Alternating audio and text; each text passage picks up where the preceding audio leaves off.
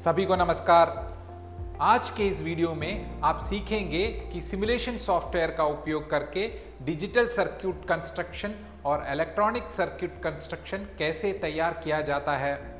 इस वीडियो के अंत में आप सर्किट डिज़ाइन और सिमुलेशन सॉफ्टवेयर द्वारा IC74LS04D, IC74LS08D और IC74LS32D का उपयोग करके एक्स और गेट का निर्माण करने में और उपरोक्त सिमुलेशन सॉफ्टवेयर का उपयोग करके एक ब्रिज रेक्टिफायर का निर्माण करने में सक्षम होंगे। आइए हम इस प्रैक्टिकल को करने के लिए आवश्यक सभी औजार, उपकरण और सामग्री जुटाएं।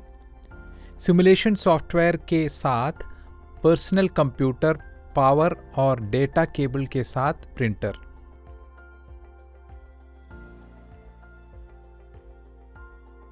सर्किट सिमुलेशन सॉफ्टवेयर की सहायता से एक्स और गेट का निर्माण। इलेक्ट्रॉनिक सर्किट का उपयोग करके निर्माण के लिए एक्स और गेट के सर्किट डायग्राम का चयन करें। कंप्यूटर चालू करें। विंडोज स्टार्ट मेनू के माध्यम से सिमुलेशन सॉफ्टवेयर खोलें या अपने डेस्कटॉप पर सिमुलेटर आइकन पर क्लिक करें और पहली स्क्रीन खोलें। विंडो के कंटेंट्स का अवलोकन करें और विभिन्न मेनू आइटम्स की पहचान करें जो कि विंडो के बाईं ओर हॉरिजॉन्टल रूप से टूल बार पर व्यवस्थित है। मेनू बार से प्लेस मेनू की पहचान करें, क्लिक करें और दिखाए गए अनुसार ऑप्शंस को नीचे खींचें। कंपोनेंट ग्रुप पर क्लिक करें, TTL चुनें और 74LS पर जाएं और आवश्यक IC74LS04D चुनें और OK पर क्लिक करें। वर्कस्पेस एरिया के अंदर दिखाई देने वाले डायलॉग बॉक्स टेबल का अवलोकन करें। पहले A पर क्लिक करें और फिर OK पर। यदि एक से अधिक गेट की आवश्यकता है तो A और B आदि पर क्लिक करें।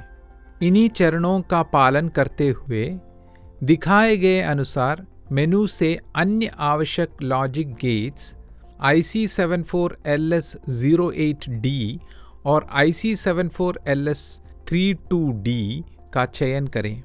रजिस्टर का चयन करने के लिए प्लेस पर जाएं, कंपोनेंट का चयन करें, ग्रुप में बेसिक सेट करें और आवश्यक वैल्यू के साथ रजिस्टर का चयन करके OK पर क्लिक करें।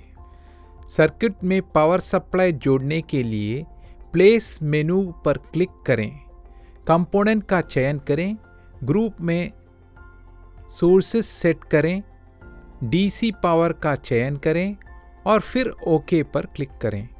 LED का चयन करने के लिए प्लेस मेनू पर क्लिक करें, कंपोनेंट का चयन करें, ग्रुप में बेसिक सेट करें, 3D वर्चुअल का चयन करें, कंपोनेंट से LED 3 ग्रीन का चयन करें और OK पर क्लिक करें।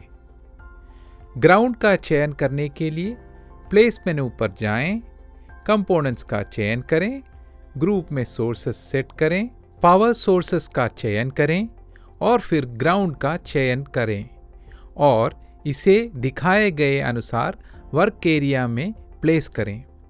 दिखाए गए अनुसार place component basic in group 3D virtual और कंपोनेंट से स्विच 1 का चयन करके एक लॉजिक स्विच का चयन करें।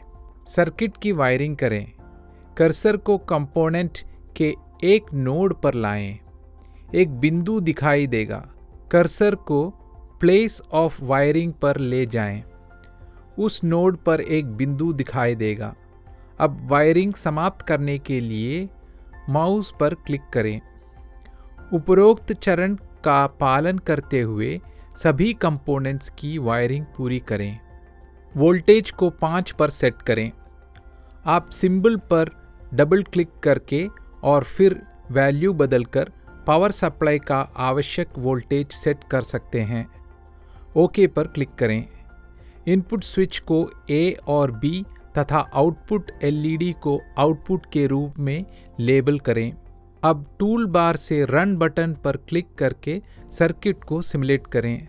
लॉजिक स्विच पर अलग अलग लॉजिक इनपुट सेट करें और LED पर इसके आउटपुट की ट्रूथ टेबल के साथ जांच करें।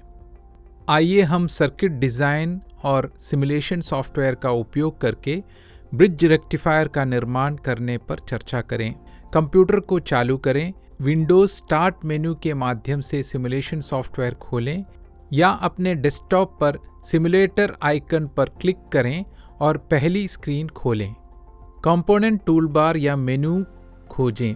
यह आमतौर पर स्क्रीन के बाईं ओर होता है। इसके अलावा आप प्लेस मेनू का भी उपयोग कर सकते हैं। टूल बार या मेनू से कंपोनेंट्स को वर्क एरिया में खींच कर लाएं। कंपोनेंट लाइब्रेरी में डायोड से जुड़े सेक्शन को खोजें।